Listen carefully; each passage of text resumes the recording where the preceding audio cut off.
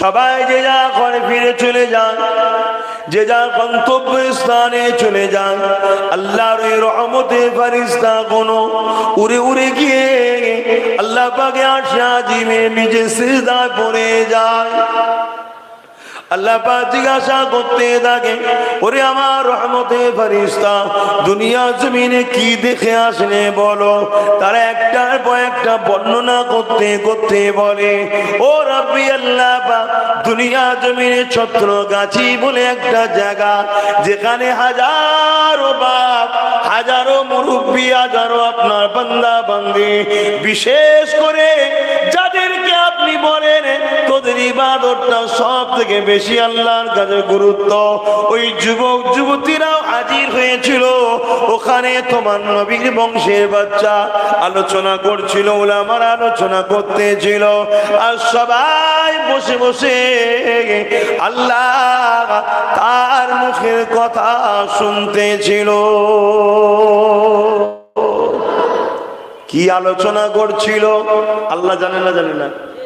তাও ফেরেশতাকে জিজ্ঞেস করছে, কেন? ফেরেশতা বলেছিল আল্লাহ মানুষ বানাবে না, বলেছিল না?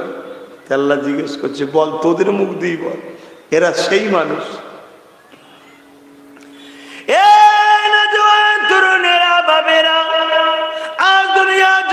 কোথায় বসছেন? কোন জায়গাতে আপনারা এসেছেন?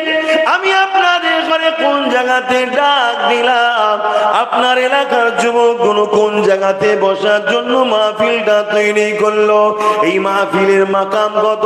এই মাহফিলের সম্মান কত? এই মাহফিলের মর্যাদা কত? আমার যুবক, আমার কোন দুনিয়া জমিনে চলতে গিয়ে তোমার আমার জিন্দগিতে অনেক অন্যায় গুনাহ হয়ে গেছে, কিন্তু আজ এমন একটা জায়গায় আল্লাহ হাজির করে দিয়েছে। এই জায়গাটা আমাদের জন্য কত সৌভাগ্য জায়গা। শোনো, আল্লাহ পাক ওই সময় বলে ফেরেশতারে, তারা কি আলোচনা করতেছিল?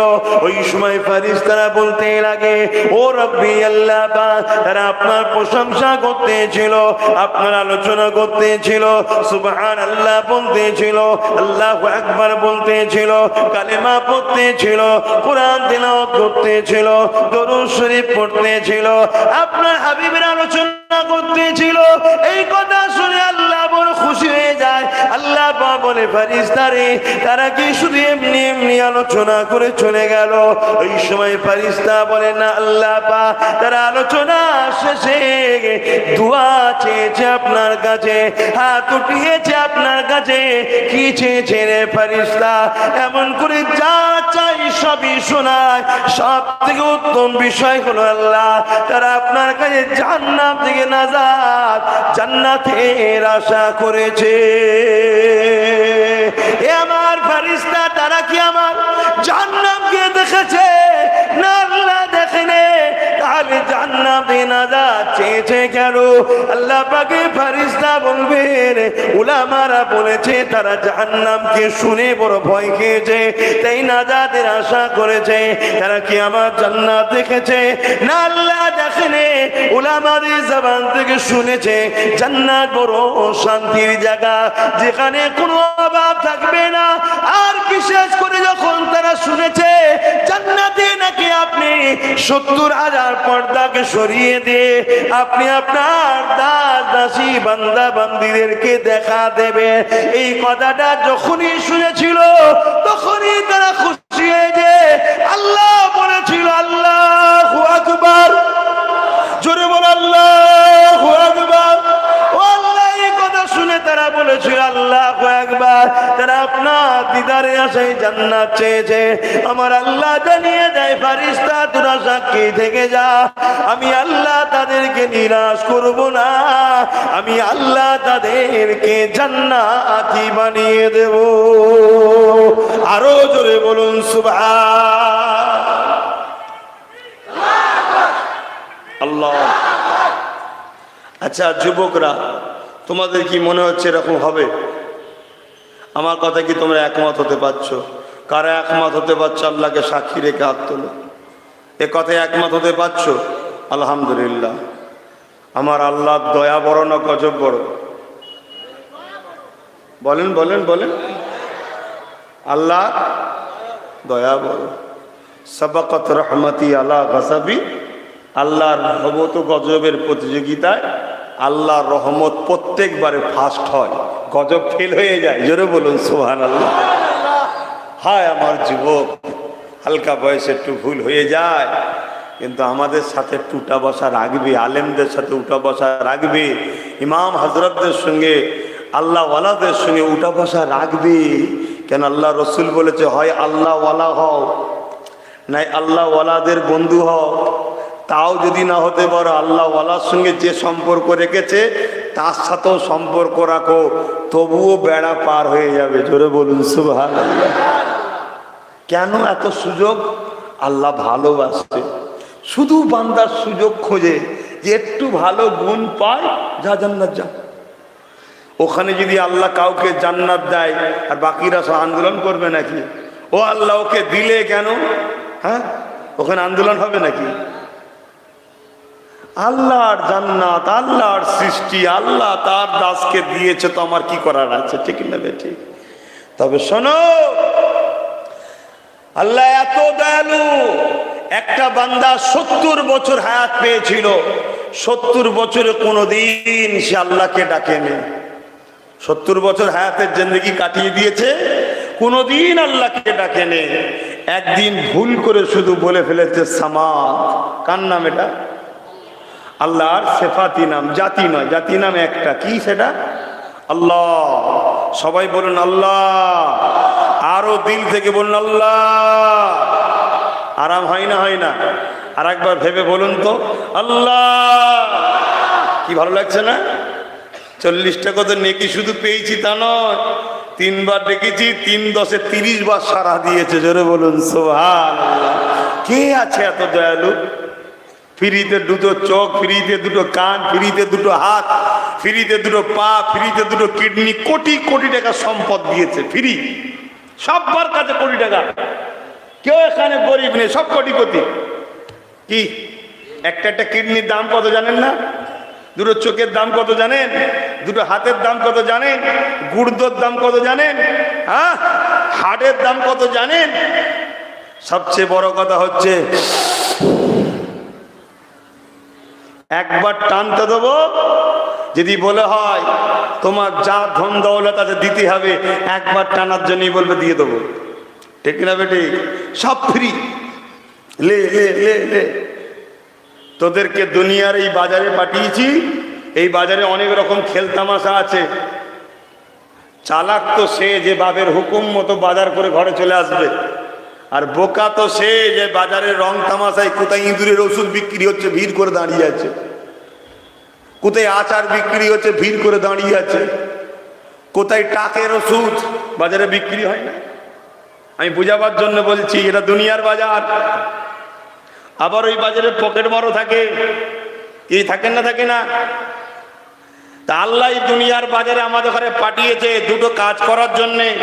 প্রথম যাবি, ব্যাগ কিনবি, তারপরে আলু পটল পেঁয়াজ নয়, নামাজ রোজা হজ যাকাত অর্থাৎ সামান, আর ব্যাগটা হলো ঈমান। বোঝাবার জন্য বলছি, ধরতে পারছেন তো? আল্লাহ ধরুন আমার দুনিয়ায় আমাদের গার্জেনরা বাজারে পাঠায়, যাও প্রথমে ব্যাগ কিনবে, শাকসবজি কিনে আনবে। ঠিক না বেটি? অর্থ দিয়েছি। ফিরে আসার পরে গার্জেন হিসাব নেবে না? নেবে না? এই কোনটা কি করেছিস বল, কি হিসাব নেবে না? অথচ গার্জেনের কিছুই নয়। আর যিনি আমাদেরকে সৃষ্টি করেছেন তিনি আমাদের ঘরে 2টো হাত, চোখ, কান, পা, বিবেক, বুদ্ধি দিয়ে এই দুনিয়ার বাগানে ছেড়ে দিয়েছে, দুনিয়ার বাজারে ছেড়ে দিয়ে বলেছে, এর মধ্যে থেকেই তোকে 2টো জিনিস আমার কাছে নিয়ে ফিরে আসতে হবে বেলা শেষ হবার আগে, অর্থাৎ মৃত্যুর ঘন্টা পড়ার আগে, বাজার ভাঙার আগে ফিরে আসতে হবে। কি? একটা হলো ঈমান, আর একটা হলো আমল। ঈমানটা কি? আমল লিজাবার পাত্র। ঈমান কি? আমল লিজাবার পাত্র। তাহলে প্রথম পাত্রটাকে নিতে হবে, তারপরে বাজার করতে হবে, অর্থাৎ আমল করতে হবে। আমল কি? নামাজ, রোজা, হজ, যাকাত, দান, খায়রাত, বাপের ভালোবাসা, দেশের ভালোবাসা, দেশবাসীকে ভালোবাসা, গরিবকে ভালোবাসা, সব ভালো কাজ আমল। আর পাত্রটা কি? মোহাম্মদ রসুলের প্রেম, মোহাম্মদ রসুলের আদব, মোহাম্মদ রসুলকে রসুল বলে চিনি আদবের সাথে জানের থেকে বেশি ভালোবেসে মেনে নিবার নাম হলো ঈমান। জোরে বলুন সুবহানাল্লাহ। অর্থাৎ যে নিজের জানের থেকেও রসুলকে রসুল বলে চিনে আদবের সাথে জানের থেকে বেশি ভালোবেসে মেনে নিতে পেরেছে, ও সামান বওয়ার পাত্র পেয়ে গেছে, ব্যাগ পেয়ে গেছে। শুনছেন তো নাকি? এবারে ওর কাজ কি? ওই ব্যাগের মধ্যে রাখতে হবে মালপত্রগুলো। কি মাল? নামাজ, রোজা, হজ, যাকাত, দান, খায়রাত। বুঝাতে পারছি তো আম মানুষ আপনারা? তাহলে প্রথম ঈমান, তারপরে আমল। ঈমান মুহাম্মদ রসুলের প্রেমের নাম। জোরে বলুন সুবহানাল্লাহ। বাপেরা, নওজোয়ান তরুণেরা, এ নওজোয়ানেরা, আমার নবী পাকের প্রেমিকেরা, ও আল্লাহ পাকের দাদাশিরা, ও মান্দাজের এলাকা মানুষেরা, ও হযরতে পীরানে পীর সিরাজাকি হুজুরের এলাকা মানুষেরা, বাবারা শুনে দাও, আল্লাহ নবীকে মহব্বত করো, আল্লাহ নবীকে আদব করো, রসুল বলে চিনে নাও। কারণ আল্লাহ পাক কোরআন পাকের মধ্যে জানিয়ে দিলে, মা তাকুমুর রাসূলু ফাখুযুহু ওয়া মা নাহাকুম আনহু ফান্তাহু। রসুল যা আদেশ করেছে মেনে নাও, নবী যা নিষেধ করেছে ছেড়ে দাও। এ যুবকেরা, তরুণীরা, বাপেরা, এ নবী পাকের দিবানারা, এই দুনিয়া জমিনে এক মুঠো ভাত দিলে তার জন্য আমরা কত কিনা করতে পারি। এই দুনিয়া জমিনে রাত 12টায় বিপদে পড়লে কেউ যদি আমাকে গাড়ি করে একটু তুলে সাহারা দিয়ে দেয়, তাকে আমরা কত না স্মরণ রাখি। এই দুনিয়া জমিনে আমি ডুবে যাচ্ছিলাম, কেউ যদি আমার হাতটা ধরে তুলে দেয়, তাকে কত না আমরা স্মরণ রাখি। এ যুবক, যে আল্লাহ তোমাকে আমাকে এত সুন্দর জিন্দগি দিল, অস্তিত্ব দিল, সেই আল্লাহকে ভালোবাসো, সেই আল্লাহকে প্রিয়ার করো। আর আল্লাহ কোরআনে নিজে জানিয়ে দিচ্ছে, কুল ইন কুনতুম তুহিব্বুনাল্লাহ, হাবিব আপনি বলে দিন, যারা আমি আল্লাহ আমাকে ভালোবাসে, এরা যদি সত্যবাদী হয়, ফাত্তাবিউনি, আগে যেন আমার হাবিবের ইত্তেবা করে।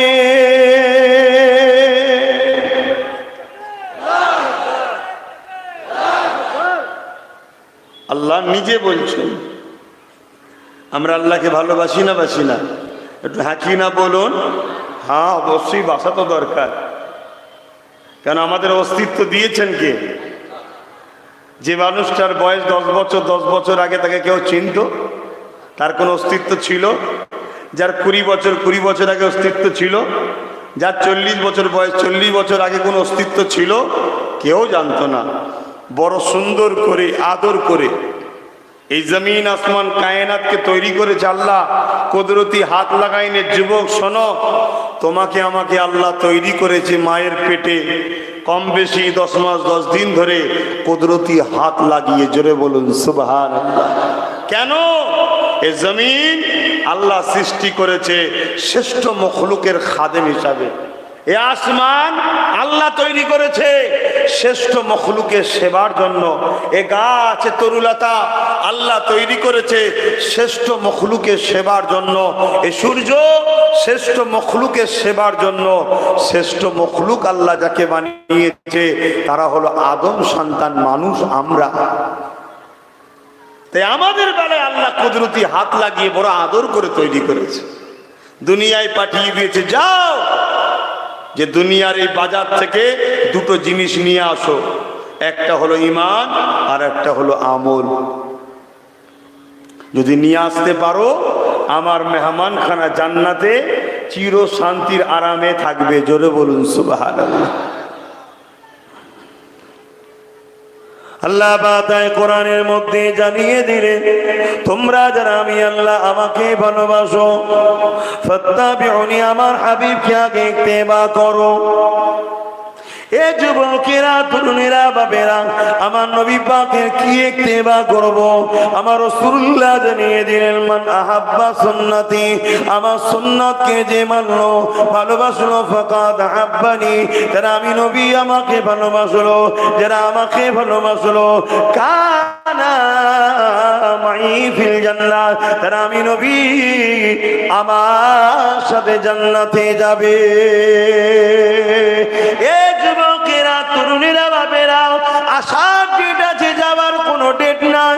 নিঃশ্বাস চলছে থেকে নিঃশ্বাস কখন বন্ধ হয়ে যাবে এই নিঃশ্বাসের কোনো বিশ্বাস নাই। সবাইকে একদিন না একদিন চলে যেতে হবে।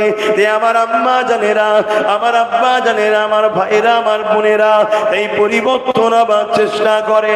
হালকা বয়সে ভুল ভ্রান্তি হয়ে যায়, আল্লাহ পাকের কাছে মাথাটা নত করে দিয়ে তওবাটা করে না।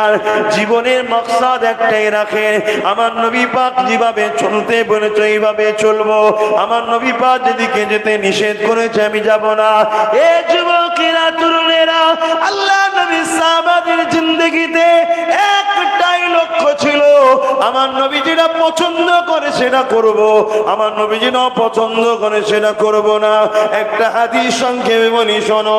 আল্লাহ নবী একদিন রাস্তা দিয়ে যেতে লেগেছে, এমন সময় একটা নতুন ঘর তৈরি হচ্ছে। দেখে একটা ঘর তৈরি হচ্ছে, আল্লাহ নবী ঘরের পাশে দাঁড়িয়ে গেলেন, সাহাবারা সাথে আছে। নবী বললেন, কে ঘরটা বানাচ্ছে? আল্লাহ নবীকে সাহাবারা বললেন, আপনার এক অনুচর, আপনার এক সাহাবী তৈরি করছে। আল্লাহ নবী বললেন, ঘরটা ঠিক মজবা সুন্দর করে ডিজাইন মানে ঠিকভাবে ঠিক হচ্ছে না, কাজটা ঠিকভাবে কমপ্লিট হচ্ছে না। এইটুকু কথা শুধু বলেছে। কোন একজন সাহাবী যে সেই সাহাবীকে শুনিয়েছে যে তোমার ঘরের কাছে রসুল দাঁড়িয়েছিল, তোমার ঘরটা ঠিকভাবে হচ্ছে না, রসুল বলেছে। সঙ্গে সঙ্গে ঘরটা ভেঙে মাটির সঙ্গে মিশিয়ে দিয়েছে। সাহাবীকে জিজ্ঞেস করছে, কেন? বলছে, আমার নবীর যেটা পছন্দ নয় সেটা আমার পছন্দ হতে পারে না। জোরে বলুন সুবহানাল্লাহ। এটা কোনো শরিয়তের বিষয় নয়। তাও প্রেম কাকে বলে দেখুন, প্রেম কাকে বলে?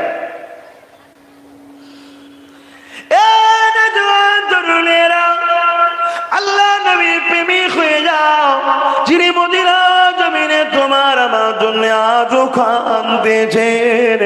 আমার পৃথিবীর জমিনে একদল মানুষ তোমাকে আমাকে নবীর প্রেম থেকে সরাবার জন্য গানের দিকে ডাকছে।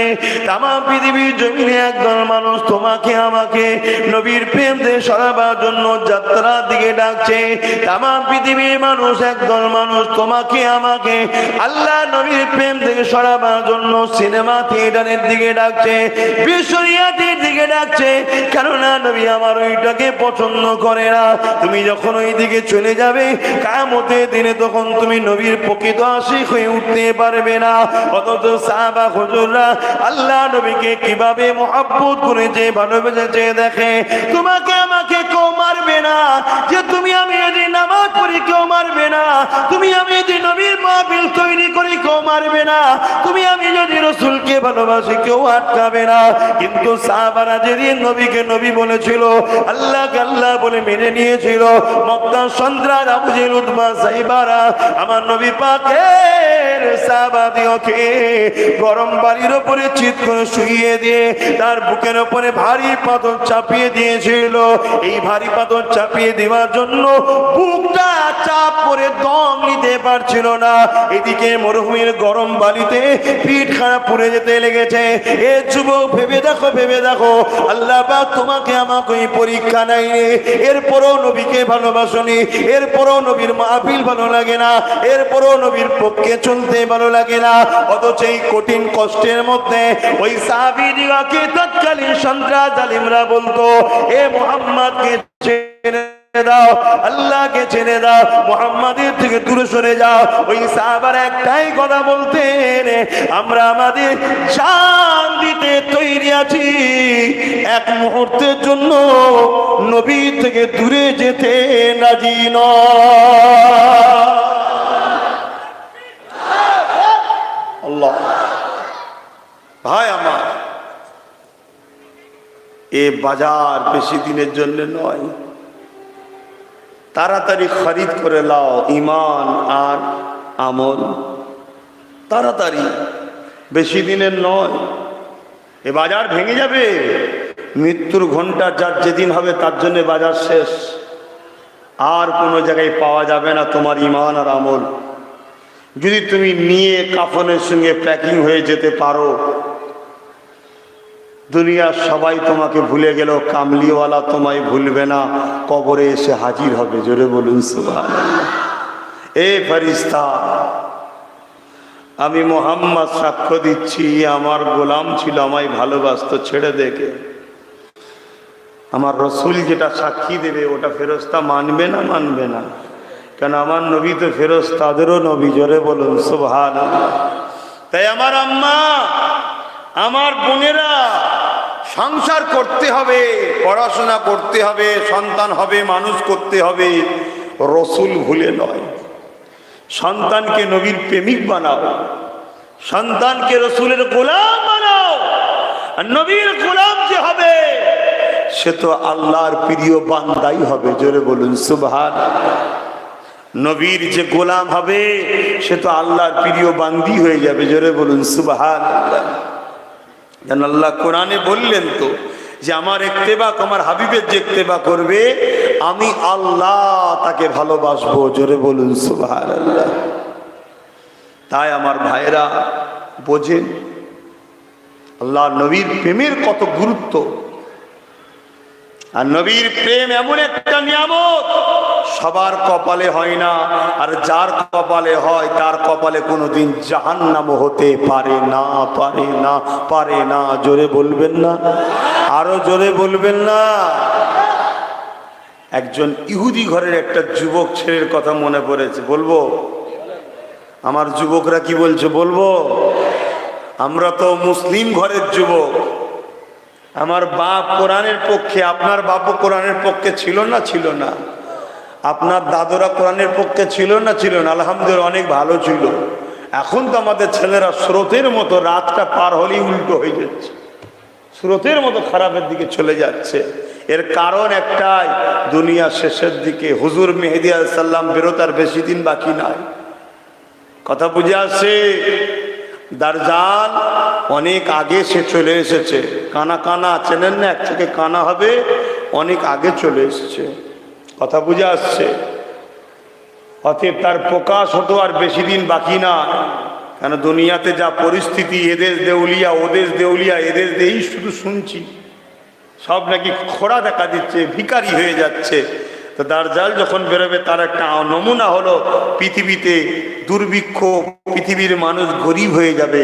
তখন দাজ্জাল বেরিয়ে লোককে সোনা দানা দেবে, হিরে দেবে, দিয়ে বলবে আমাকে খোদা বলে মান। মানুষ মানবে না? মানবে না? বলবেন তো মানবে না? মানবে না। 1000 টাকা, 500 টাকা, 2000 টাকা, 3000 টাকায় যদি আজকাল মানুষ আল্লাহকে ছেড়ে যদি অন্যজনকে খোদার মতনই মানছে, তো তারা মানবে না হিরে পেলে? হ্যাঁ, আজকের দিনেও যারা শুকিয়ে রয়েছে তারপরও খোদার নাফরমানি কাজে যায় না, সেদিনও তাদের বাচ্চারা বা এরকম লোক থাকবে, তারা মানবে না। দেখ, ইহুদি ঘরের যুবক ছেলে আমার রসুল পাক সাল্লাল্লাহু আলাইহি সাল্লামকে ভালোবেসেছে, কিন্তু ঈমান আনেনি। নবীর কর্মকাণ্ড, নবীর কথাবার্তা, নবীকে দেখেছে, দেখে মহব্বতে পড়ে গেছে।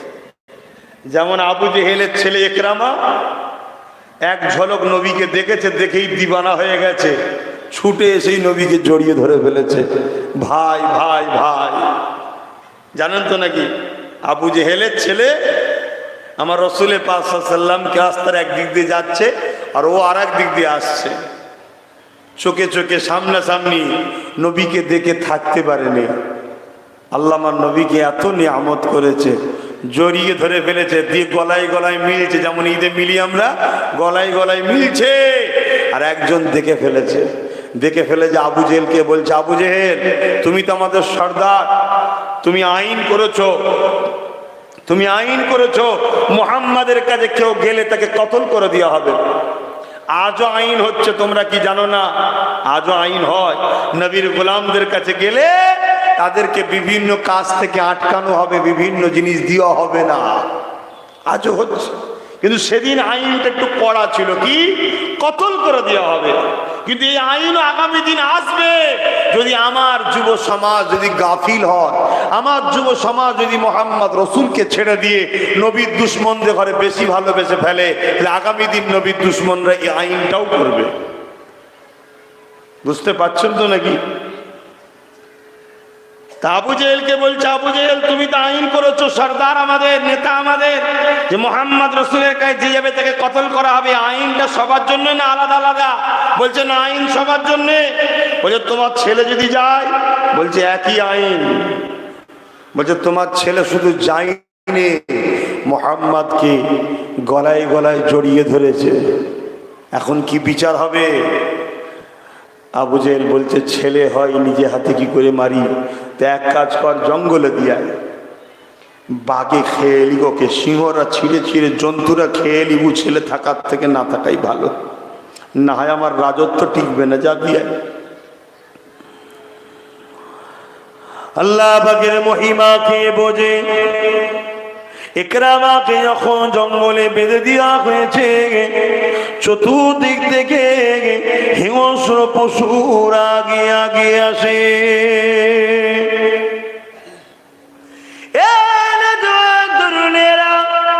আমার আম্মা জানেরা, আমার বোনেরা, শোনো গো শোনো, নবীকে ভালোবাসো, নবী পরিবারদের ভালোবাসো, নবীর বংশধরদেরকে ভালোবাসো, নবীর ওয়ারিসদের করে ভালোবাসো।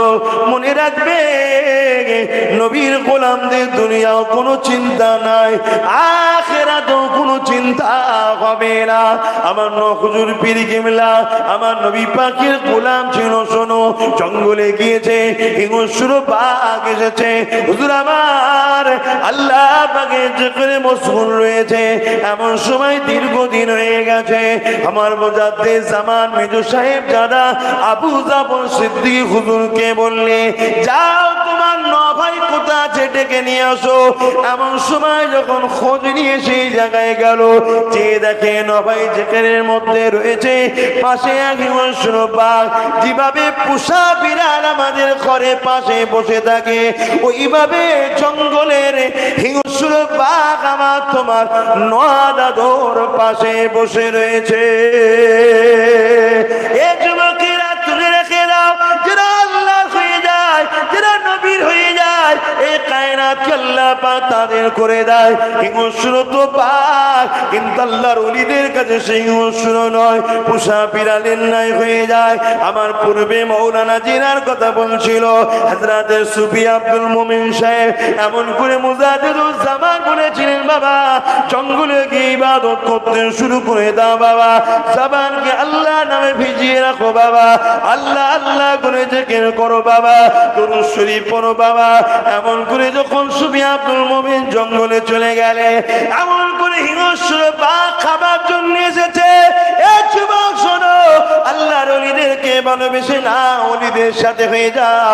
ওই সময় হিংস্র বাঘকে আব্দুল মুমিন সাহেব বললে, এই হিংস্র বাঘ তোকে আল্লাহ যদি আমাকে খোরাক জন্য করে থাকে, আমায় খেয়ে নে, তবে মনে রাখবি আল্লাহর ওলি মুজাদ্দিদ জামানের হুকুমে আমি এই জঙ্গলে এসেছি ইবাদত করতে, আল্লাহ দাসত্ব করতে।